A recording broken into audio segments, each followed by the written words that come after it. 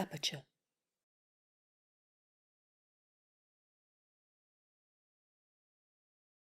Okay, I think we're going to get started. I want to thank everybody for joining us tonight. My name is Lesley Martin. I'm the creative director at the Aperture Foundation. And for those of you who don't know or aren't familiar with Aperture, we are a not-for-profit publisher founded in 1952 by a group of artists, writers, and curators as a common ground for photography. Our goal is to connect viewers and readers to the most relevant and thrilling things happening in photography. And we do this in print, in person when we can, and more these days online. I'm really excited today to have the artist Dannielle Bowman, who is the winner of the 2020 Aperture Portfolio Prize, an annual international competition to discover and showcase new talents in photography and that identify sort of the ideas with greatest currency happening. And we'd like to highlight these artists whose work deserves greater recognition. And this past year, Dannielle joins an esteemed roster of artists who have won this prize, and we're thrilled to support her practice. As part of this prize, Dannielle's exhibition, What Had Happened, will be on view by appointment only at Baxter Street Camera Club of New York until February 3rd. So please make an appointment and make your way down there. In addition, each winner of the prize is given a small cash award. They're presented online, again, the exhibition, and they're presented in Aperture magazine. Dannielle's work was introduced and contextualized in issue 240, which is this issue, Native America, by the writer Marjon Carlos, who joins us today. And they're going to be in conversation. I'm just going to do a little housekeeping. I'm going to read brief bios for each, thank the people who make this possible, and then turn it over to Dannielle and to Marjon. So first, Dannielle Bowman received a BFA from the Cooper Union and an MFA from the Yale School of Art, where she was awarded the 2018 Richard Benson Prize. And in 2019, she was a contributor to the New York Times Magazine's The 1619 Project. Bowman has been an artist in residence at Baxter Street, at the Camera Club of New York, the Center for Photography at Woodstock, New York, and Picture Berlin. And of course, she was the winner of the Aperture 2020 Portfolio Prize. Marjon Carlos, who will be speaking with Dannielle, is a journalist, editor, and public speaker living and working in New York. She writes for a lot of online outlets, including W.com, L.com, at St. Heron, where she was the founding arts and culture editor, and Vogue.com, where she worked as a senior fashion writer, exploring the intersection of style and culture, which is an outgrowth of her academic research in gender and African American studies at Brown and Columbia Universities, respectively.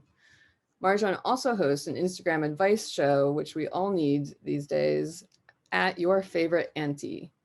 So a little bit of thanks as well, because we could not do what we do without the generous donations by our board of trustees, our members, other individuals, and with major support from the 7G Foundation.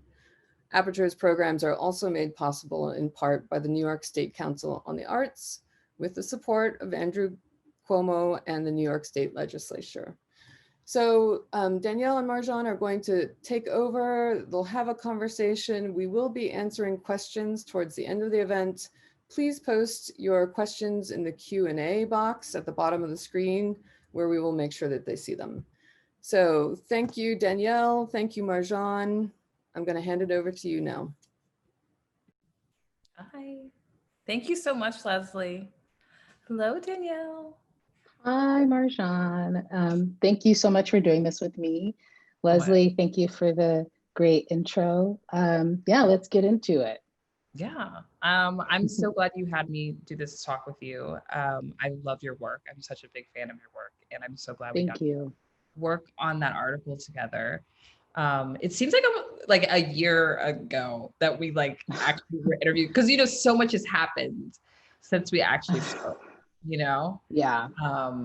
But I I so enjoyed our conversation, and I and I love your work so much. This is really a treat to talk to you tonight. I want to say congratulations, first of all, on the prize. What do prizes mean to you? Like, you know, are you a big awards person, or are you more like, I'm just keeping my head down and doing the work, and like, and if it comes, it comes?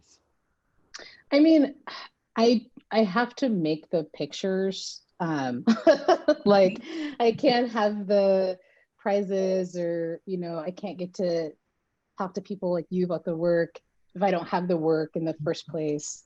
So there's like the practical need for the work, but also, you know, these kinds of things like the Portfolio Prize are so wonderful because the support, obviously the institutional support, the validation, getting the work out there, because I can make pictures all day long, and if I don't have anyone to talk with about them, it's like, you know, sure, it's great to do things for yourself, but I really enjoy talking to people about my work.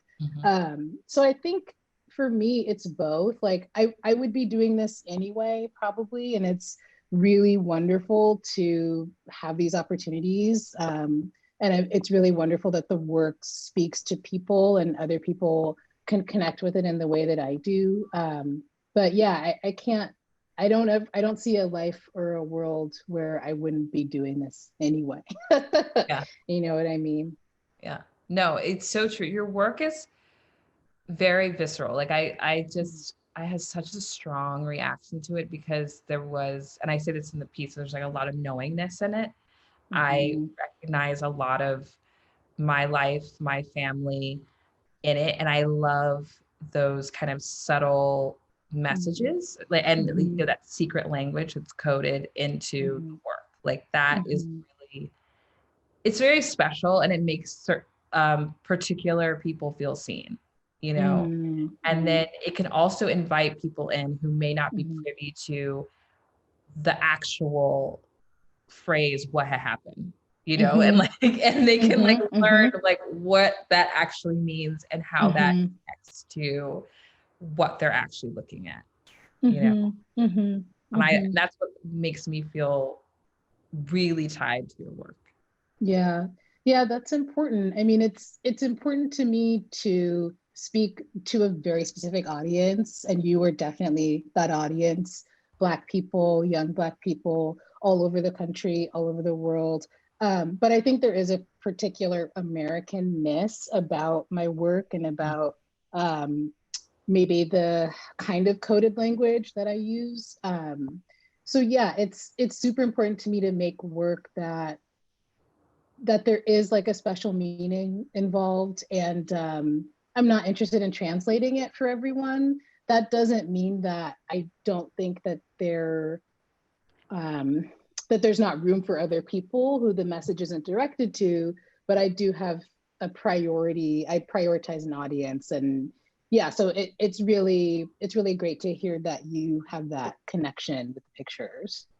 Yeah, it just feels, I don't know, it just feels very cathartic to look at your photos and just be like, oh, I'm not alone. You know, that thing didn't happen to me as a little girl, and only me. It happened to so many other people as well. You know? And that's so important. That's so important. I think only in my adult life, like in the past 5 or 6 years, am I realizing how important that ability to see oneself is. And so now it's a priority to make the kind of work that does that for people. But I wonder, should I show maybe some of the pictures?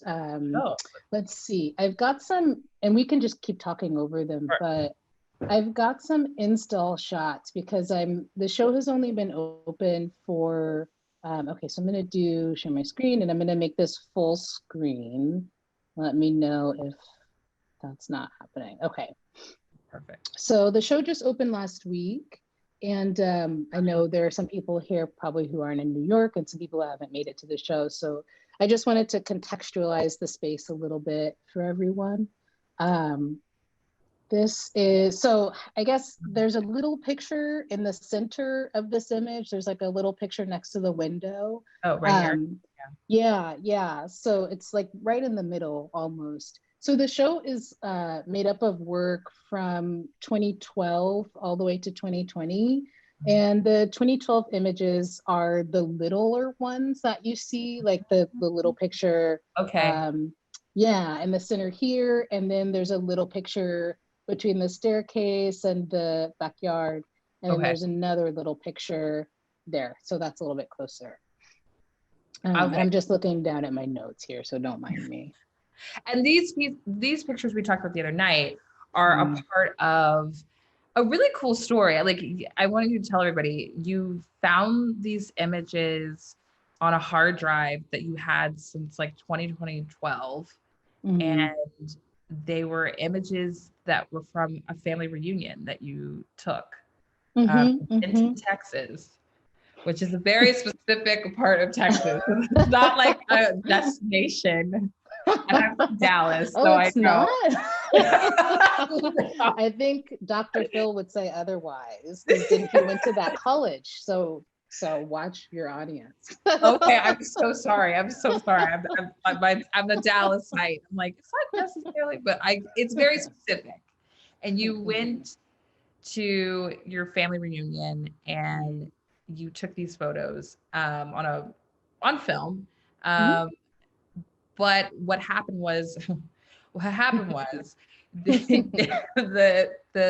lens had fungus on it. So when you got them printed, they looked kind of crazy. Yeah, exactly. So I had just graduated from art school, so I had a bad art school hangover, and I didn't really know what I wanted to do with myself. But my grandfather was getting ready to go to his family reunion that summer, the summer of 2012. It usually happens every 2 years. My grandfather's family, it would have happened this year. Obviously it didn't. But I don't think I had been, I don't know that I'd ever been with him. Maybe I've been as a small child, certainly not as a young person. And so I thought, well, I just, I want to make pictures. I don't really know what I'm doing. This seems interesting, obviously on a personal level, but also the culture around family reunions is so vibrant and overwhelming and intoxicating in its own way. And then I always like going to new places, even Denton. So I got a camera, just a little 35 millimeter camera from my dad that is at the time, I mean, I think I still have it. It's probably as old as I am. I didn't realize that there was fungus in the lens. Right. And so I was like shooting. And I didn't really know what I was going to do with the pictures. I get back to New York and develop them. And I don't know, I just didn't know what to do with them. So I just kind of put them away. And this summer kind of, stuck just like everybody else, not really able to travel, not really able to be as ambitious as I would normally be, I think, with the way that I was making my work. I just found the scans on a hard drive. And after starting what had happened and really starting to think about the Great Migration and Black family and Black homes in relationship to my work and thinking about those things as inspiration for my work, finding the pictures on my hard drive was like, it was like a kind of a revelation. And so interesting to see that I had decided to go to this reunion to meet family, but also to take pictures, not really knowing what I was doing. And it wound up almost being like field work or something, or just sort of like, planting the seeds for work that I couldn't name at the time, but now that I'm in it and working on it, I like very much understand what it is. So I have a ton of them. I don't know what to do with all of them. I've included 3 in the show.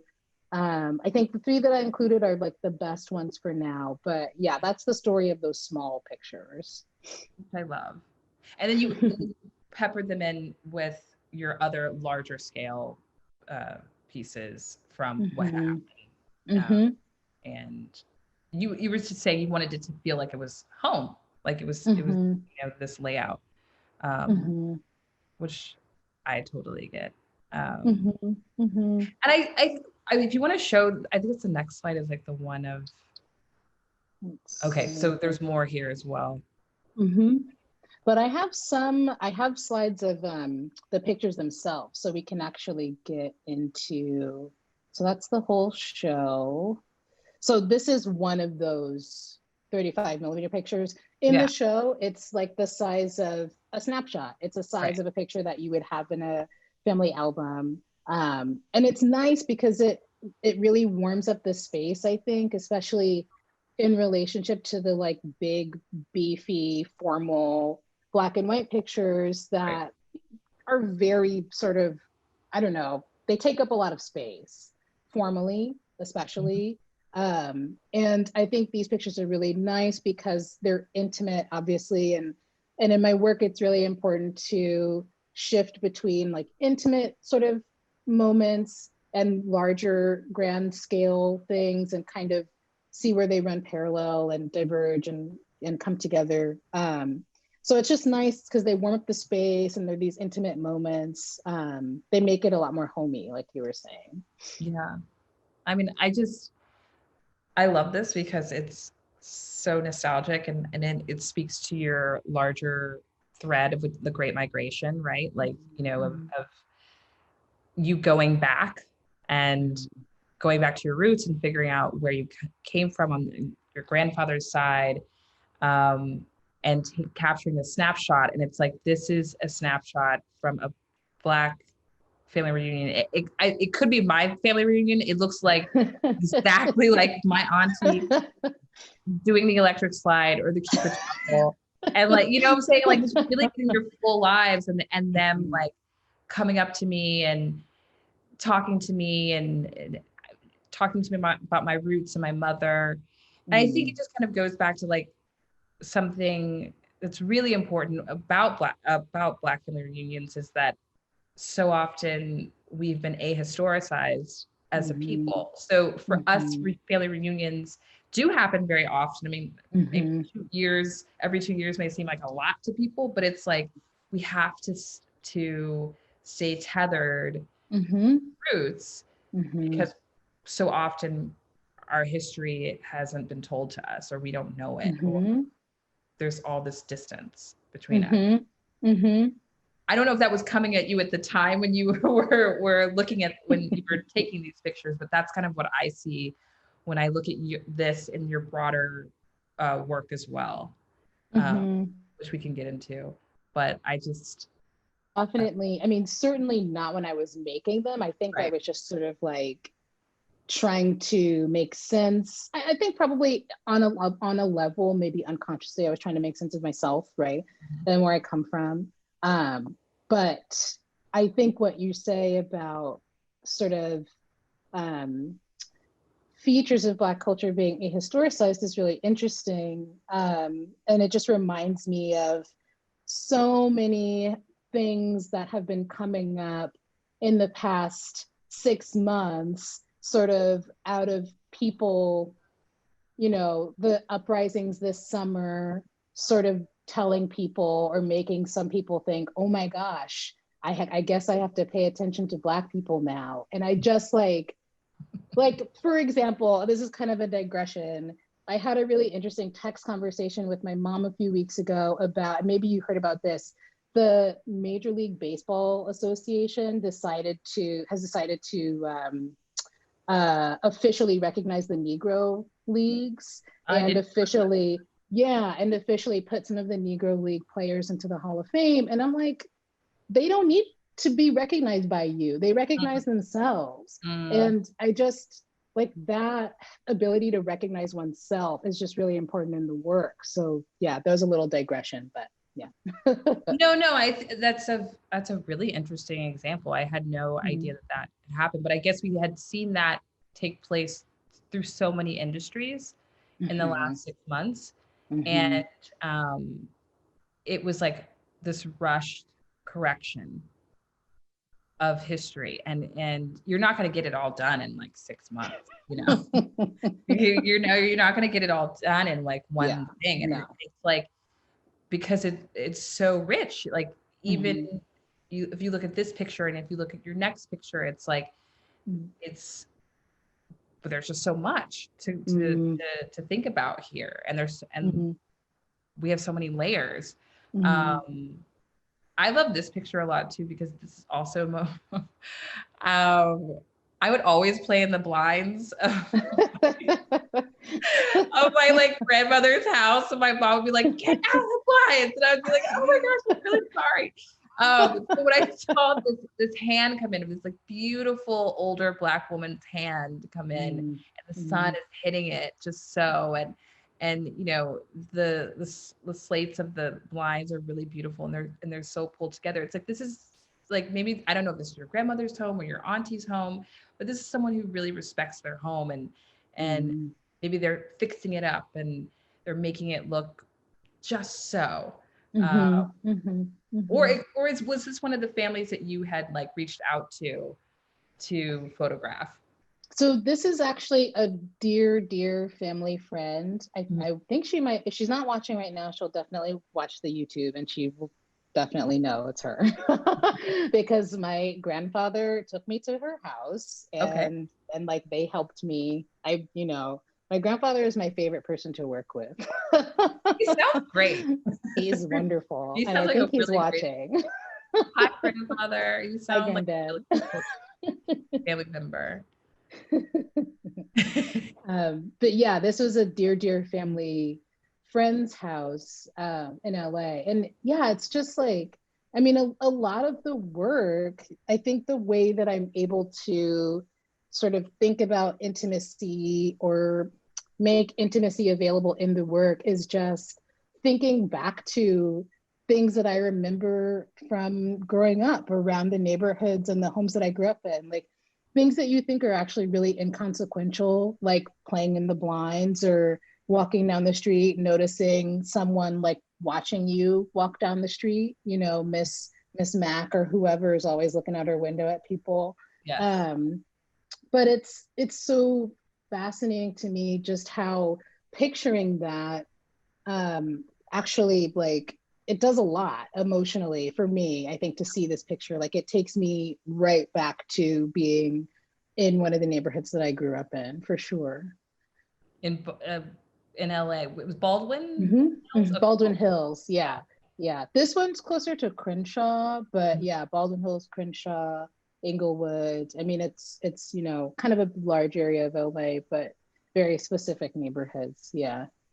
And it has a rich history. Baldwin Hills is like a rich Black community. And by rich, I mean it's just full of a lot of history, and it's architecturally, it's got these really crazy hills. Like, is that okay? It's like all that, and then was there a flood or something like that? Yeah. Wow. I'm impressed. I like local history. Yeah. But that's where you grew up. Those are your stomping grounds. Yeah, from, I think, well, my mom's, first we lived in Inglewood for a long time, and then we moved to Baldwin Hills. But I always felt like it was a really special place. Just the landscape of it is very beautiful. It's like, it's hilly, so it's on hills and kind of set back. So it's very lush. And I loved growing up there, but I went to high school in Brentwood, Los Angeles, which for anyone who knows is like, it's just a different part of the city. It's between Santa Monica and Beverly Hills. Yeah, I mean, it's like very wealthy, it's very white. And I had a lot of friends who probably didn't know where Baldwin Hills was, which I always thought was so, well, obviously my Black friends did. And obviously I just thought that was so crazy because it just always felt like such a wonderful place with so much history. And so it's almost no wonder that I wound up making or starting this work there, really celebrating it as a place, because I always kind of felt like it just wasn't, you know, people always wanted to go hang out wherever, Santa Monica or Brentwood or Hollywood, but and I guess Baldwin Hills is kind of suburban, so there's not a lot of places to hang out, but it's a really beautiful, special place. And when we talked about that when we first spoke back in the spring, it was really interesting to hear you talk about how when you were in high school and you were in Brentwood but you lived in Baldwin Hills, you hadn't learned to like prioritize your history, like, and to prioritize like your environment. Like you were saying, your classmates didn't know where you lived, but you knew where they lived, and you had to kind of go back, and this is what a lot of these pictures are, is going back and really saying, wow, like I was a part of this really rich environment. And exactly. I love that. That's really beautiful. And I love this as well, because you're picking up on certain, I guess, ephemera of Black culture and Black history. A Mason's ring. I mean, I think my great grandfather was a Mason. Me too. You like seriously need to do a 23andMe, because we're related. I think it would make so much sense. I'm not even kidding. But yeah, like, and that was such an important thing. And we have like his pin and everything. And so you ran in, were you related to this man, or did you just see him out? No, so this is one of my pictures from outside of California. So this picture is in Bed-Stuy. Because I've started expanding the work to the East Coast, and there's the archival images now. But this was a family that I had been introduced to by a friend. They live next door to my friend, and I wanted to photograph them. I think the patriarch of the family and the matriarch had both come up from North and South Carolina, respectively, as kids.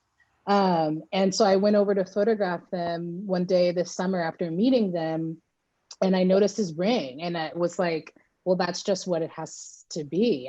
And we talked a little bit about that, the Masons, and his sort of involvement, but I just, yeah, I mean, that's just what it had to be. And then I also love the handkerchief under the hand.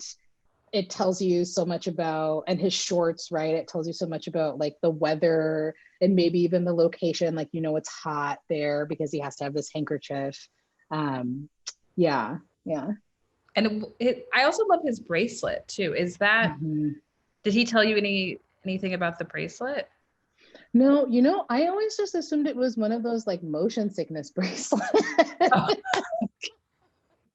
Of course, I'm like, oh, is that like some family heirloom that he was wearing? You're like, I get that. Because it all like goes together, right? Like it really creates this like really polished look that I think that older people have, that, and you see it when you go into their homes, and you see it the way that they keep up with the things that they have, right? For sure. Yeah.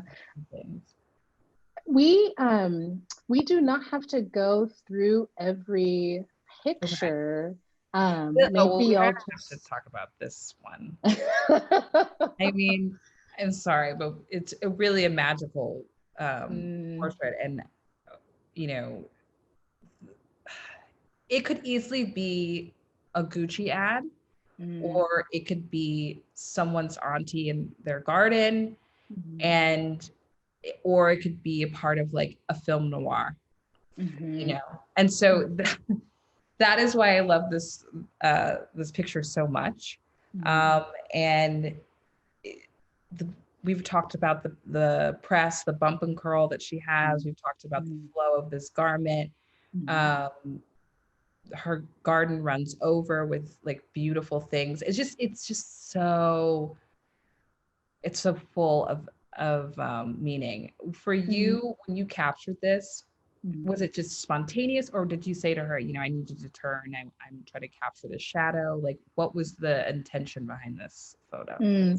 So this person, I met her on the internet. I scouted her online. I put up an ad on a website that's like a neighborhood website, and she responded. And so when I went to her home, I noticed her beauty, like she's right on the edge of that particular hill that's in Baldwin Hills. And there's this like crazy view. And then the neighboring houses have all of this like lush just lushness, like, you know, typical LA kind of a lush garden. I think at this point this was pretty on in the work. And I think my plan was to go to her house and try to photograph her things, because a big part of this work and a big part of what I like to look at is the material culture, right?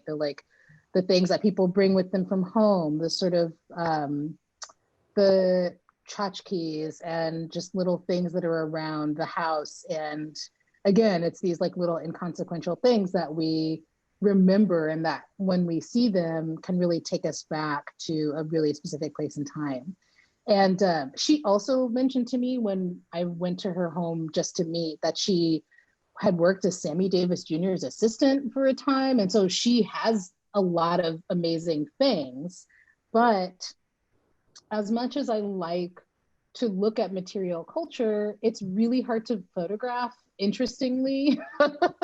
And, you know, it wasn't working out. But luckily for me, when she opened the door, when I went to actually photograph her, she was like wearing that caftan, and she had clearly just gotten her hair done. And I was like, oh my God, you're a vision. You're like a vision of aunties, of my grandmother, of all of these women that I have known, you know, in my life. And I think I was like, okay, I need to figure out how to take a picture of her hair without offending her. And so I was like, you know, I had done all the things around the house, shot a bunch of film that I knew wasn't going to be anything that I was interested in, because I was strategizing how to like what to do about her hair and like how to photograph that. And so we went outside. I was like, okay, well, I just want to do one more. Let's just go outside. I want to get a picture of you looking over the city of Los Angeles, like a queen, or, you know, just in a very sort of looking over your territory. And so I was like set up in front of her. So she was facing me, and then we could see the city behind. And then I was like, actually, I'm going to go behind you before she had a chance to say no. And I just did it. Yeah. And I was like, yes, that's it. That's what I need. Thank you so much. I love that your commitment to the manners that your parents and your grandparents taught you, which is like, you know, be mindful of your elders, like still like runs through this photograph, which compounds on the idea of the photograph even more. I absolutely love that. What about the bump and curl for you? Did you have to get, was it the color of her hair? Was it just the color? I mean, it was like, because you don't see, and I don't know, maybe I don't see a lot of women really embrace that gray. And it is so striking. It's so striking on Black women. I think the gray hair is like, you're a vision. I mean, the picture is called that for a reason, but also it was perfect.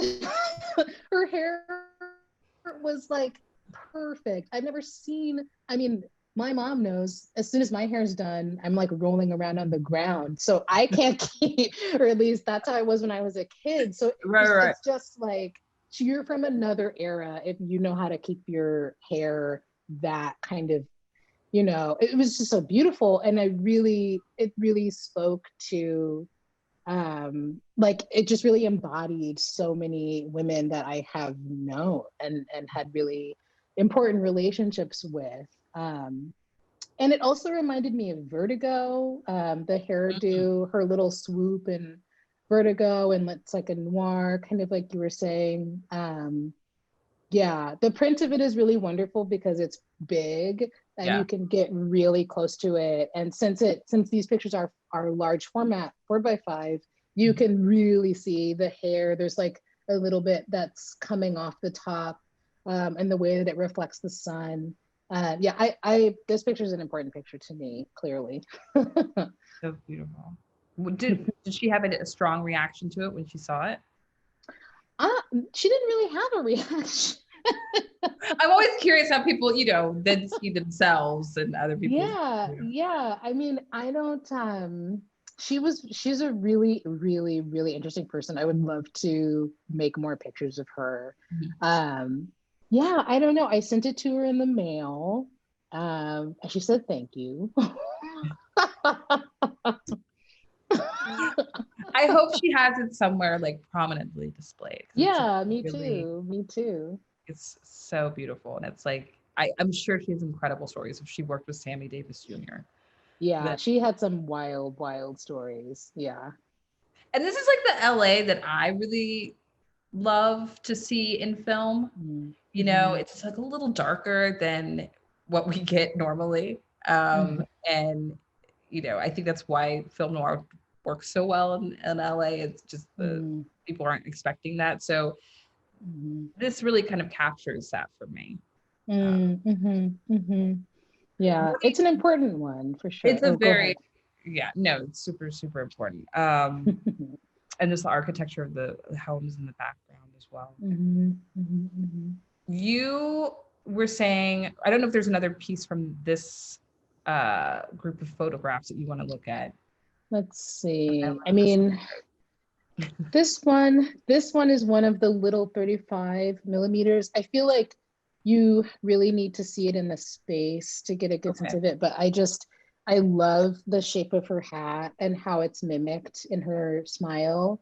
And actually, so if I can make this make sense verbally. So this picture is like an extreme close-up. That's why it's so grainy. It's, you know, it's a regular 35 millimeter image as a whole. The original image itself is of a room, and in the room there's like photographs, you know, as if there was like a photograph behind me right now. And so what I did was I zoomed way in, so it's like 50% or more zoomed in.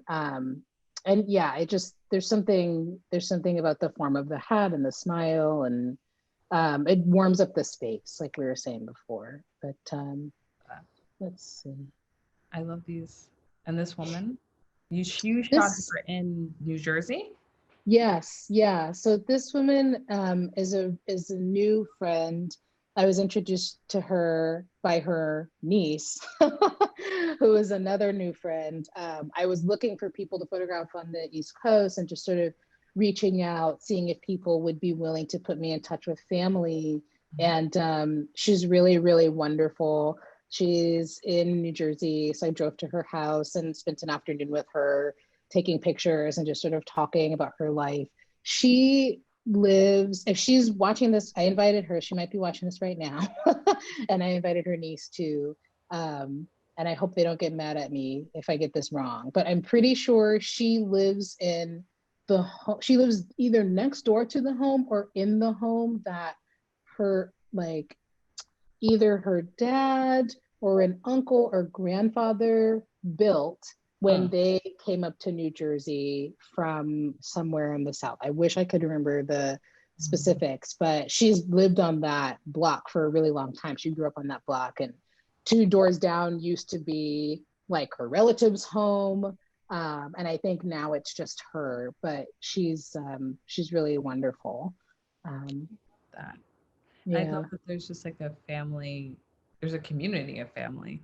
I feel like these photographs take on even more meaning and significance now, just given that so many people can't be near their family, you know? Like hearing about that, it's a really beautiful thing, because I think what we're trying to hold on to what we know, and like the idea of being around your family and just like being able to walk up the block, you know, or living right next door to the place where your father grew up. I think I feel like we need that more than ever. So I think that's what makes your photographs even more special. Yeah, I mean, I definitely, as much as they're about sort of conjuring my own family and thinking about my own family, and maybe even trying to be close to my family via thinking about them in this way, I think it's also about I think it's also about really trying to see the connections, like, yeah, the connections between me and, like we've been saying, all these other people that I don't know. You know, we all have this like ultimate, this greater connection via the migration, via shared culture. And so it's really important to like think about that. And I think I probably take some comfort in that too. Yeah. Is she in front of a screen here? Yes. So there's a screen. So the closest thing to us or to the viewer is like a fence. And then right behind that, there's a screen door, and then she's right behind the screen door. You also took a picture of your grandfather behind a screen door. Oh, that's actually my Uncle Ron. Okay. But let's see, I can go. Oh, I don't have that one in here, actually. Oh, okay. Well, that one's a really fantastic one. If anyone hasn't seen it, it's a very fantastic one. I didn't know if that, I guess it's again, those little things that make you go, oh, like it brings me back to a particular moment or something like that. Screens and whatnot. I love this photograph as well. This one you were telling me you took in New Haven when you were in grad school. As an exploration of AKAs who are finally getting their flowers, I feel like. Yes. You know? Yes. Big time. So tell us a little bit about this. You were following them around for a semester. I was, so yeah, if anyone is watching this right now, like anyone from my class at Yale or even some professors, there was like a semester where I was like making pictures about AKAs, and I found a chapter in New Haven. They were mostly affiliated with the University of New Haven, but I think there were also students from Quinnipiac and some students from Yale. And yeah, it was something that I had wanted to do for a while, actually. I should say my mom was an AKA, she's not practicing, so I don't know like was or is, but her mother was also an AKA. So like I come from these AKAs. I am not an AKA, but it's something that I have always, even though my mom did, like our house was never pink and green. Like if you walk in, there's the one thing that she has is this little leaf magnet on the fridge that says AKA in pink, and like that's it. But it's always something that I have thought about as this like just kind of a big deal. It seems like kind of a big deal, but it also seems like this, like, again, coded, secret, special Black thing, obviously. And so when I was in grad school, I was like, oh, well, now's the time. I'm like on this campus with all these students. There have to be some around here. But I was going about it entirely the wrong way. I was like going to their events, and I think I was, and any meetings they would let me go to. And I think I was too concerned with explaining what AKA is or could be to people who don't know about it, as opposed to looking at it for myself, like as opposed to looking at it for relationships, for what it does for the women who were involved. Like it's really important to me to not be explaining. And I think that's why, or to not, I don't think of my work as a way to explain stuff. Like I'm not trying to explain the Great Migration. I'm not trying to explain AKAs. I'm not trying to explain Blackness at all. And I think the problem with the way that I was approaching it before was that I was editorializing, trying to explain. And also just from a formal, like, and this is something I've talked about with you before, just like a visual pleasure point, trying to photograph 40 AKAs in a mall in New Haven with horrible lighting in front of like a Foot Locker. Yeah, that doesn't make good pictures. Sorry. I think I also tried to photograph them like kickboxing, also in like the basement of the AFAM Center at Yale. Bad idea. I had like 2 huge strobe lights set up. It was a mess. Oh my gosh. So I did this for like weeks. I think I had one of the worst critiques I'd ever had in grad school. It just wasn't working out. But I made this picture. I made this picture then. And this picture kind of says it all. Like, it's not, there's nothing in it that literally says AKA, right? Like, it's in the title. But if I hadn't put it in the title, you wouldn't necessarily know.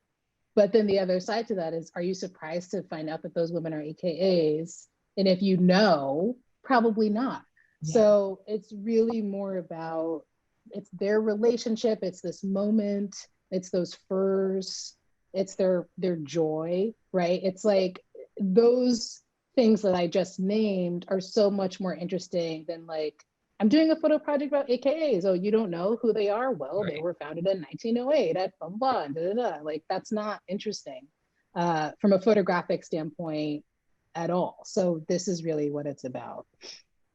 And I think that that's actually a really good philosophy to take over in life generally. Like when we're talking about race and trying to, an identity, it's like, it's more labor for you to try to explain yourself. It's like, you know, you're just trying to live your life. And that's literally what happened. You like started just living or seeing the AKAs for what they are and capturing the moment. And then you came up with this, which for me kind of speaks to also their sisterhood. They're deep within an intimate conversation, which I feel like you really are able to capture intimacy in this beautiful way. And you're like, what are they talking about? Like, it's good gossip, you know, and it's really good gossip. There's still an attention to their looks, their hair, what they're wearing. I thought they were in front of a church, but you know, because I feel like the let out at a church is, it could be as intense as a let out from like a nightclub. You know what I'm saying? Like there's so much conversation. There's so much, you know, coming together. And it's like, oh, I got to tell you that one thing. And I feel like you were able to really like synthesize that moment, if that were the case, to them interlocking and being like, I'm going to tell you about calling you. And that is why these photographs are so important. I know like time is like, we have to wind down a little bit. I don't know if you want to add any last comments or remarks before we went into the Q&A session. I mean, I don't think so. I'm curious to see, I don't know if people have questions, what people might want to talk about. I'm happy to answer any, like even the boring technical questions that I know are important to ask sometimes, or more conceptual or process questions, or questions about what I've been watching, which if I just do this, that's what I've been watching. So we can talk about that. I have another Jonathan Majors, another Greek Texan, who we love, and that's speculative history that we talked about earlier. It's really a beautiful thing. I think there are 2 questions, or 3 now. Dannielle, can you talk a bit about your commission for the 1619 project? Oh, sure. I don't have any of those pictures in this presentation, sorry, but well, actually, is there any more to that question? What would they like? Is there anything specific about it, or? No, it was just, I mean, I feel like if you haven't seen this to Dannielle's 1619 project, you have though, but you maybe didn't know that you had seen it, because it was one of the most important photographs, I feel like, of 2019. And you were commissioned to photograph the magazine cover for 1619 project, which has really become such a contentious political piece of work, you know, like, you know, we have the Trump administration saying it's bogus, and all these historians tried to to undo her work, which is crazy. But but when you went into it, you didn't know that that would be the case. Oh no. And it was a very important experience for me. And I'm very grateful that they asked me to do it. And I've read a lot of the sort of counter arguments to Nicole Hannah-Jones. And I don't know. I can't say that I'm surprised that people are trying to find ways to tear it down. And on the one hand, it's like, okay, well, if there are historical inaccuracies, that is a conversation that needs to be had. But what I think those people are failing to understand is that it's a question. She's asking a question. I don't know that she is, setting out to like understand all the problems, solve all the problems, answer all the questions. It's a question. Like, what would happen if we thought about that year, 1619, as a kind of ground zero for the United States as we know it now? She's not saying that's when the United States was founded, period. Right. So, I think I'm not a historian. Neither do I. Yeah. But I do, it's not surprising that it's become less of a conversation and more of like a finger pointing situation. Right. But in terms of the photographs, it was very rigorous emotionally, physically, intellectually. It was a very difficult assignment. But I had a really great support system through Kathy Ryan and Jessica Dimson, my photo editors, and Dr. Ann C. Bailey, the historian who did much of all of the research that we used to locate the sites of slave trading activity and slave auctions that I photographed.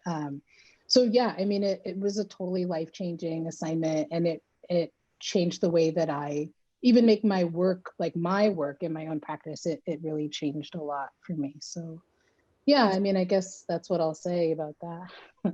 You were shooting 1619, and you were also shooting what had happened at the same time, right? Yeah. I started shooting I started 1619 in July of 2019. And I think I started what had happened also in July in 2019. And over the course of the next 8 months, I was working on them both. And, anyone in the audience who's also a photographer, which I imagine there are some photographers here, knows that working editorially is very different than working on your own work. And especially working on something like 1619, where it is it's very serious. I was very serious about it, and I wanted to bring a kind of gravity, but also use my sort of emotions and feelings around it to help me bring the gravity into the work.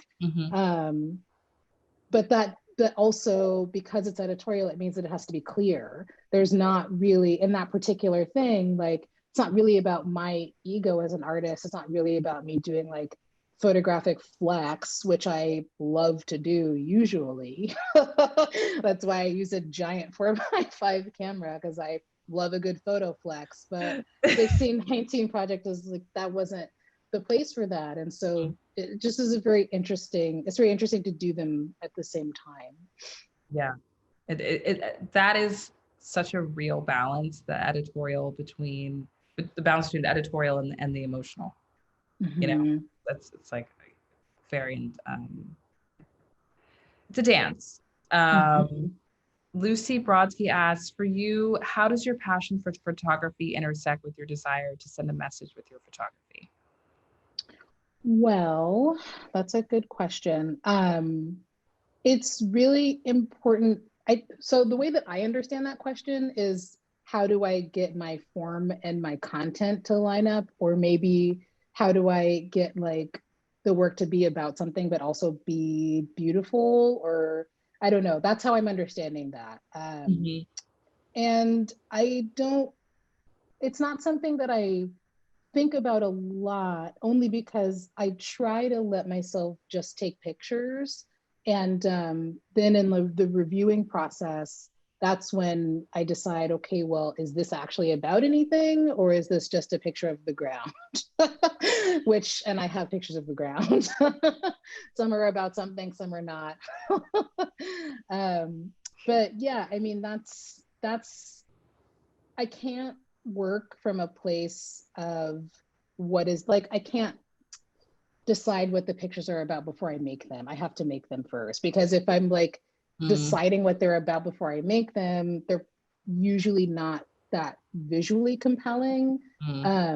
I'm very like, I have to really cultivate the feeling and emotional sensibilities when I'm making work, because I like, for whatever reason, my intellect like beats all of my other sensibilities in a way that's not helpful.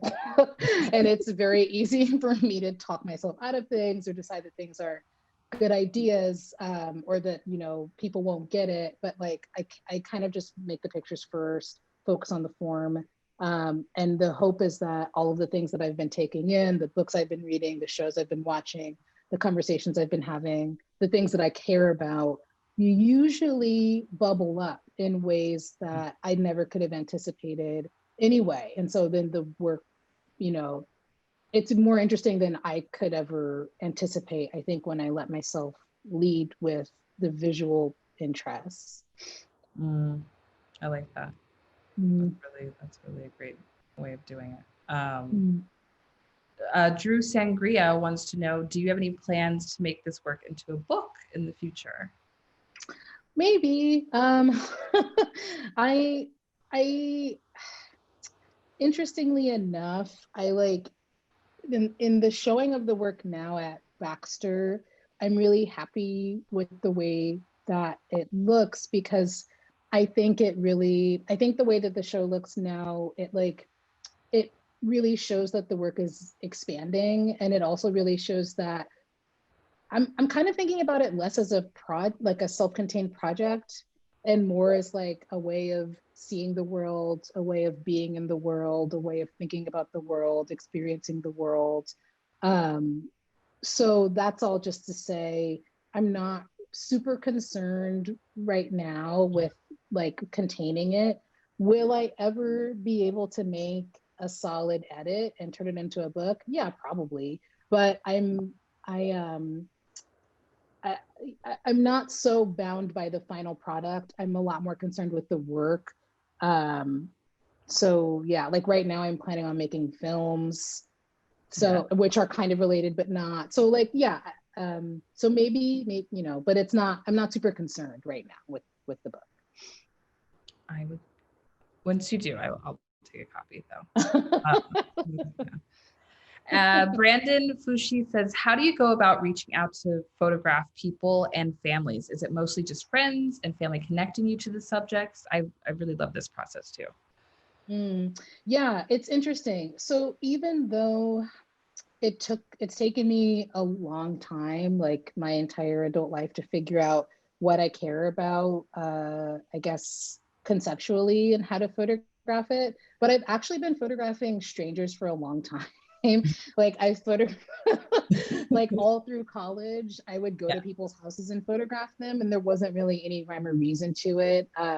And sometimes I'm like, oh man, like, God, you're such a late bloomer. It took you so long to figure out what you care about. But on the other hand, I think I got really good experience at like just talking to people and making them feel comfortable and acting on impulses, not being afraid of being turned down. But I always start with friends and family, because, you know, I think it's super important to make work by any means necessary. And so if you're not making something because you don't have access to who you want to have access to, you better figure out somebody to have access to. Like you cannot, that is not a reason. You have to make work. You just have to make it. I say this to my students all the time. So I opted to start with friends and family just to get the ball rolling. But then, you know, I asked them to introduce me to people. I'm not afraid of talking to people in the street. Obviously, this is very different these days. And And I think I'm actually going to start working with people who, so I guess the way that you can say before is like, it was kind of like a street casting or like a family and friends, like a real people, whatever that means kind of a thing. But I'm actually thinking about working with people who like would volunteer to be photographed, like people who want to be photographed, models, like people who want to act, not necessarily because I have a hard time finding people, but more because I've been thinking a lot about like how much does authenticity matter really in who you're photographing? Like if you have a project where you want to focus on, I don't know, like for me, I wanted to focus on Black baby boomers and their surrounding homes. And so the way that I approached it was like friends and family and finding people who, you know, were directly affected by the migration and fit that bill and whatever, da, da, da, da, almost had to like prove that they had been affected by the migration. And now when I think about it, I'm like, well, everyone was affected by the migration, so it kind of doesn't matter. And, you know, some people will, they just don't want to be photographed.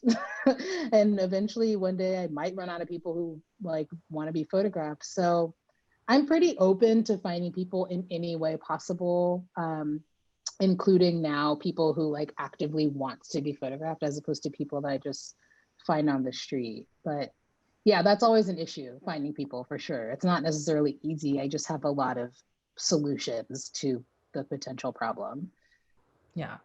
You kind of hit the jackpot though, with the ones you were able to photograph, you know? I know it must be a lot harder nowadays, like you were saying. So okay, we're gonna have we have time for two more. This one is from Travis DeSoro. It's kind of a long one, so bear with me. Travis says, my first question is, I've noticed the first few images is that you seem to be drawn towards geometric shapes and lines, especially as seen in the diptych. Would you be able to explain a little more on geometry with black and white imagery? Secondly, is there any reason behind the types of frames you use on your pieces? So in terms of the geometry, I don't have an explanation. It's just what I'm attracted to. And I think when you use a 4x5 camera, or at least when I use a 4x5 camera, like it's very much about light and shape and form, or light and shape and shadow and lines. So the geometry doesn't really mean anything. I just like the way that it looks. And again, like these are all decisions that I'm making while I'm photographing, right? So there's like a lot of just sort of responding to the way that things are, and a lot of being intuitive and letting myself get sucked into the way that something looks and be really attracted to the way that something looks and just kind of go with it.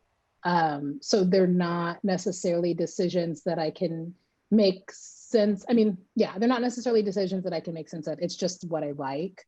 And then in terms of the frames, I wanted to use wood frames for this because I wanted them to feel, sometimes when you use metal frames that are white, the pictures just kind of sit on the wall as pictures and the frame just kind of recedes. I didn't want that to happen. I wanted the pictures to feel like objects. And I also just wanted to bring some warmth to them. So that's why I use those wood frames. The small 35mm pictures are all face mounted, and then they have L pins, and that's how they're attached to the wall. I had made those decisions because those pictures are very different than the 4x5 pictures, and it just didn't make sense to me to give them the same treatment with the wood frames, just because they like, it's almost like they live in a parallel universe as the 4x5 pictures. So I just needed them to be different. Yeah. I think there's like a lot of good ones. I'm like, oh, like, okay, like two more, because these are like smaller ones. Okay, so I want to like end on a fun note. So this one is Dannielle. Can you talk a bit about your use of large format photography, 4x5? What draws you to it? What are the challenges and why? I think that's such a bedrock of your work. Yeah, for sure.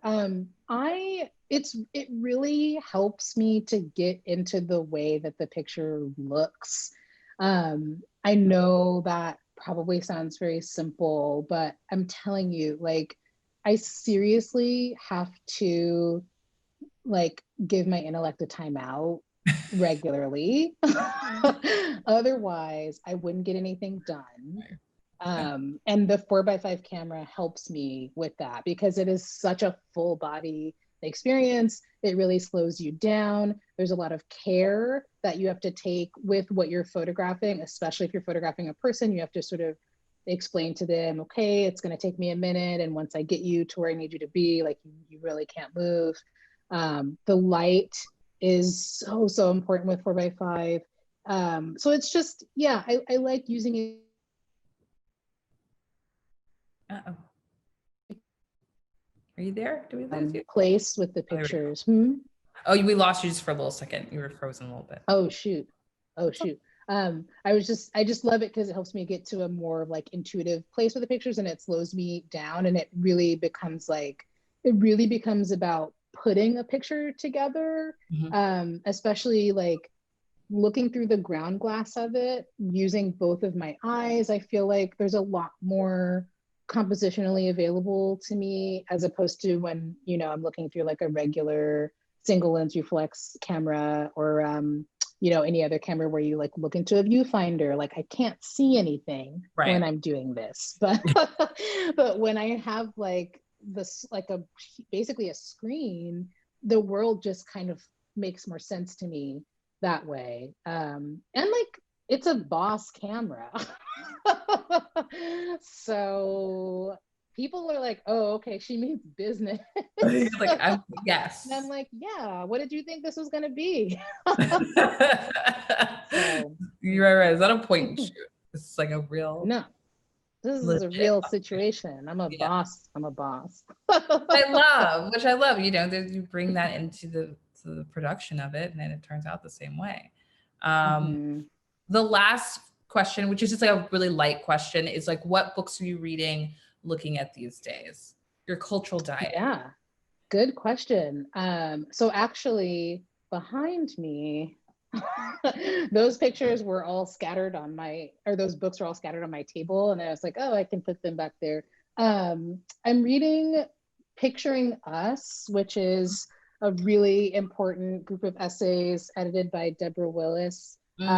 Everyone should have this. It's super good. In particular, there's an essay in here that my friend, the artist Genesis Baez, was telling me to read for years, and I had never read it. And then I finally read it, but it's Bell Hooks' essay In Our Glory. It's really, really good. So reading this, I got this for Christmas, which I'm very excited about, because anyone who saw the Kerry James Marshall show and then tried to get a catalog knows that they sold out, and the catalogs were like $400. I guess they made a reprint of it. So this was my Christmas gift. Very excited. I love Kerry James Marshall. He's a huge, I don't know if I call him an influence, but I think about his pictures a lot, or his paintings a lot. So those two, let's see, I'm just like looking. Oh, Margot Jefferson. I'm reading Negroland right now, which is amazing. The way that she describes her Chicago, right? Like her space of Chicago, her mom and her dad and all of their friends. Like, I think that's really awesome. I'm just looking at my bookshelf. I read Zadie Smith a lot, so often that I forget what I read and then I reread it, which is not an issue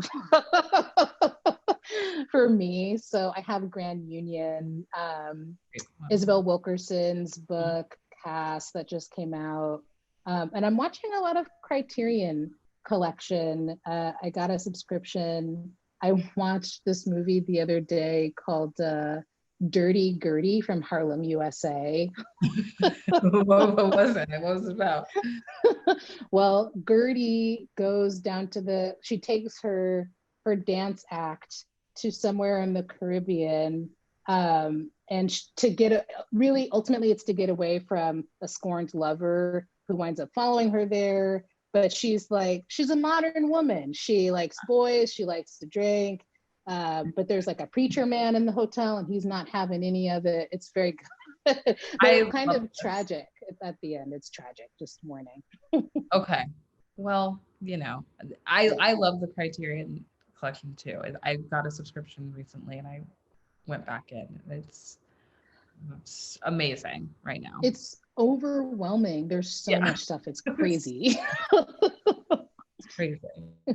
I could talk to you forever, Dannielle, but I know time is limited. So I just wanted to say thank you for speaking with us and showing all your beautiful work. And I hope everyone will check out your show. I'm gonna make an appointment. And I will leave it to Lesley to make closing remarks. Thank you so much, guys. This has been so great, really engaging, super smart. I feel like it's sort of like just eavesdropping on, you know, two friends talking about everything we want to talk about, and especially great to see you and hear you talk about your work. So I do encourage everyone to get down to the show if you can, to make an appointment. Really appreciate it. Thank you to everyone who was here in attendance, and be safe, keep sane, and hope to see you out in the world one of these days. I know. Yep. Exactly. Take care. Thanks, guys. Thanks, everyone.